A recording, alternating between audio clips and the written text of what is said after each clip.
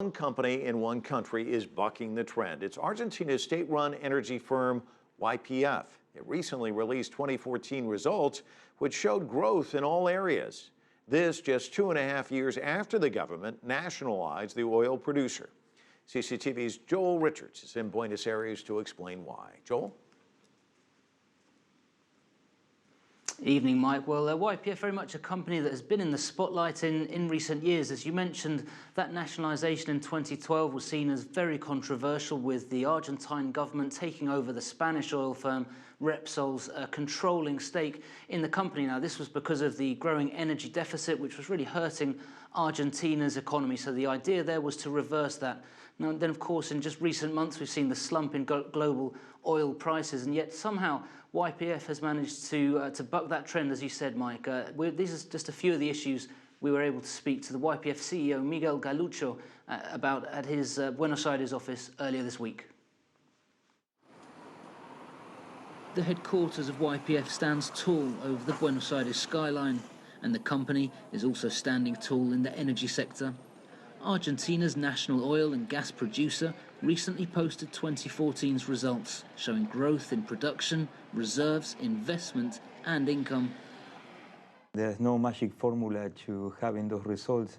After the nationalization, the government of Argentina decided that YPF was going to be run professionally, and therefore create a company that have a hybrid between the public sector and the private sector.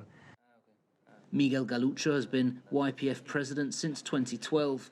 He says it is this hybrid with government control of prices that has led to YPF's successful performance despite the global freefall in oil prices. When the price was 110, we were getting here 84, but now the price 50, we are getting here 74. So we have somehow a protection or a bridge to pass this. Galucho took over the YPF that had been nationalized by Cristina Fernández de Kirchner's government. Argentina took Spanish company Repsol's controlling stake. Nationalization brought a lot of stress to how the company is perceived abroad, but I don't think that the perception is there any longer. I believe YPF today probably is one of the best companies in Latin America in the oil and gas sector by their results, not by their brand. In 2011, YPF drilled one gas well. We were investing around between $2 and $2.5 billion. Today we closed 2014 with $6 billion of investment. We moved from 20 rigs to 75 rigs. We grow production of gas around 32% and production of oil between 6 and 7%. So we have managed to shift a company that was shrinking to a company that today is very keen to grow and is growing. The jewel in the YPF crown is Vaca Muerta in the country's south. It's considered to be amongst the largest and best quality shale oil and shale gas deposits in the world. YPF is looking for foreign investment.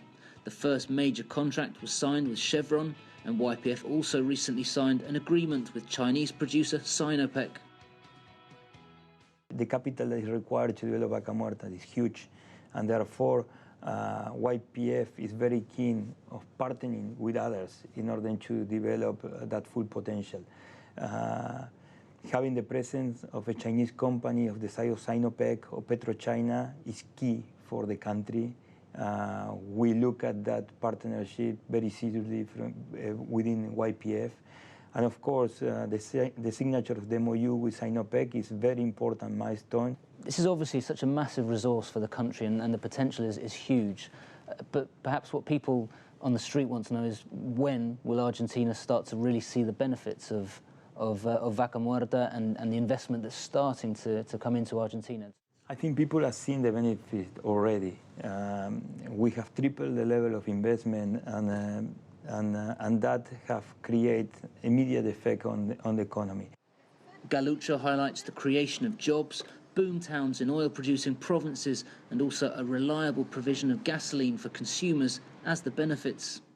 I think we are in a much better situation as a country from the energy point of view than we were 2.5 years ago. We have a lot to do, yes, we have a long way to go. Until we don't achieve self-sufficiency, these tasks have not finished. But I think we are in the right path, and I think the country is already seeing the benefits. So Mr. Galucho also, though, really highlighting the pride in Argentina in YPF. The nationalisation 2.5 years ago really was welcomed by many sectors, although there is still a debate exactly how to harness this enormous resource.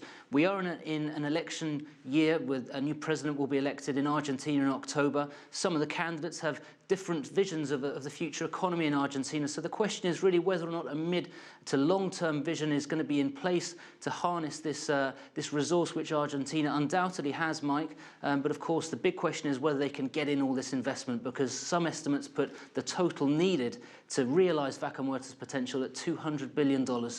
Lots of money, and we'll keep our eye on it. Joel Richards, live for us in Buenos Aires. Thanks so much.